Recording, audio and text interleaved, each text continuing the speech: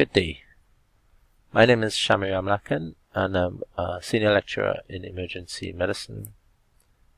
And today we're going to talk about one of the most common causes of death after trauma, responsible for up to about 40% of all mortality, and that's traumatic hemorrhage.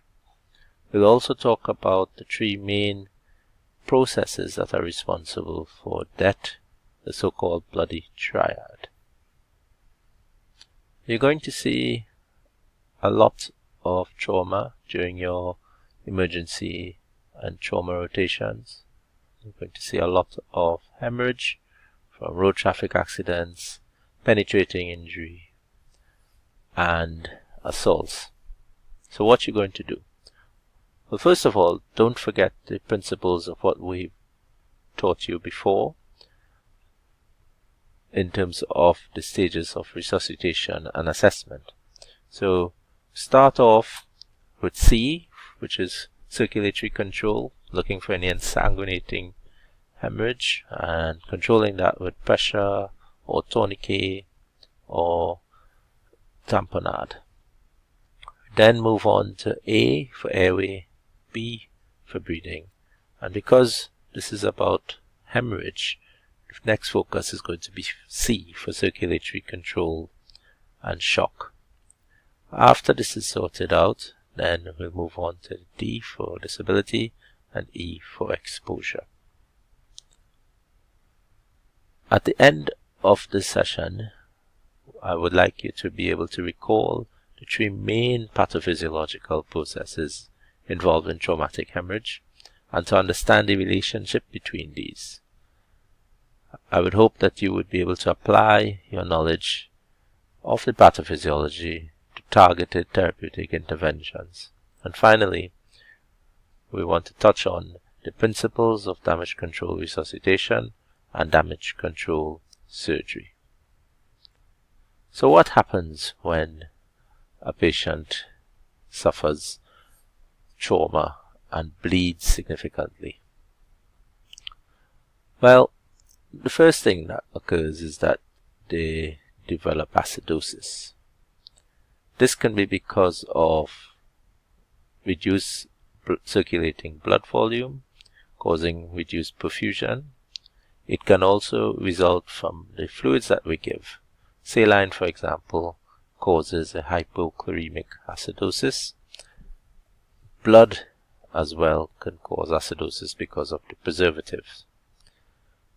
When the body becomes acidotic, myocardial function is depressed, and this in turn reduces perfusion even further. You get vasodilation, reduced venous return, and this triggers a vicious cycle of further acidosis, further hypoperfusion. Patients who come in with trauma tend to be cold, and this can result because of reduced cardiac function and reduced perfusing blood volume, but also because we like to keep them exposed. We like to take off all their clothes, we like to give them cold fluid. You just have to remember how it feels when you jump into a swimming pool or to the sea. If on a hot day, you always feel cold. And fluids generally are stored at below body temperature, so therefore transfusing volumes of fluid will tend to reduce core temperature. Alcohol and drugs on its own, which are implicated in trauma and in hemorrhage, can reduce body temperature. And surgery, where we like to expose everything, will also reduce temperature. Hypothermia on its own will cause you to some inhibition of the clotting factors because the cofactors are dependent on a certain operating temperature, and once this is reduced, the clotting just doesn't occur. When clotting is inhibited, you can develop coagulopathy.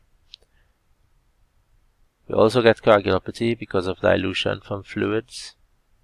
You get consumption because if a patient is actively bleeding, they are using up their clotting factors, they are using up their platelets. And then the patients with severe hemorrhage develop a phenomena called the acute coagulopathy of trauma, which is multifactorial, but which spirals the coagulopathy and worsens bleeding. Because of this, you get platelet dysfunction, and you also get reduced coagulation factor activity.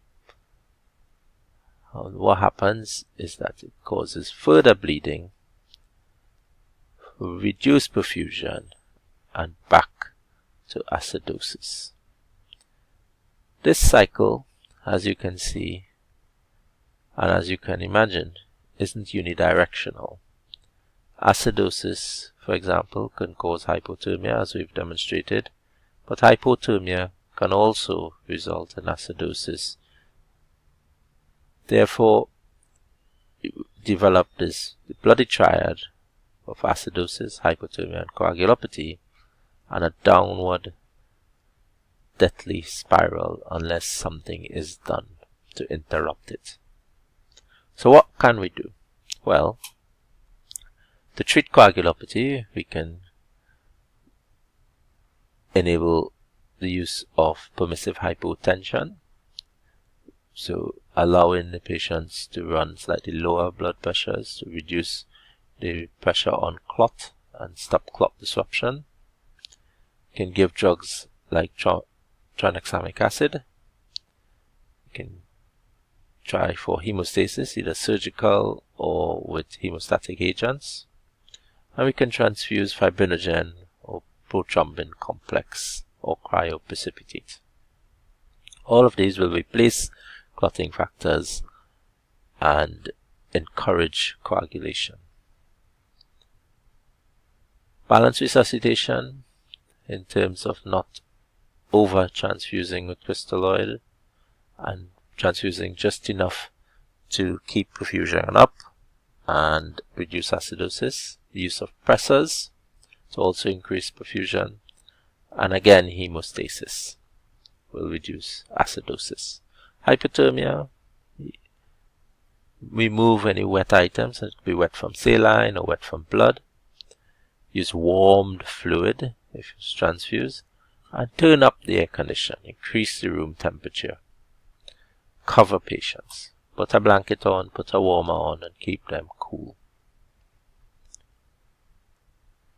The important thing to note is that if we don't interrupt the triad, if we don't stop that deadly spiral of hypothermia, acidosis, and coagulopathy, then almost certainly death will come calling. Damage control resuscitation is a process whereby we use balanced resuscitation. So using a certain amount of fluids, trying to maintain blood pressure but not over transfuse. Using hemostatic resuscitation by using blood products as far as possible, coagulation factors, getting to surgery as soon as possible to try and stop bleeding, and prevention of acidosis, hypothermia, coagulopathy. And finally, damage control surgery, which entails rapid correction and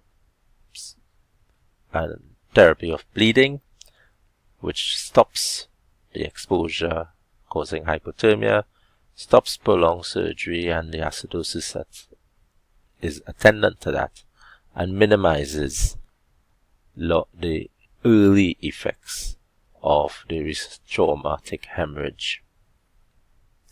And so in summary, we have to remember to manage the trauma triad, interrupt the trauma triad of acidosis, hypothermia, and coagulopathy. Use targeted therapy to prevent and treat the triad and prevent deterioration and death and utilize the principles of damage control resuscitation and damage control surgery. Thank you very much for listening, and please email me any questions you may have or tweet them on our Twitter feed. Here are some resources for further reading which can stimulate our discussion in class and on Twitter. Thank you very much, and good day.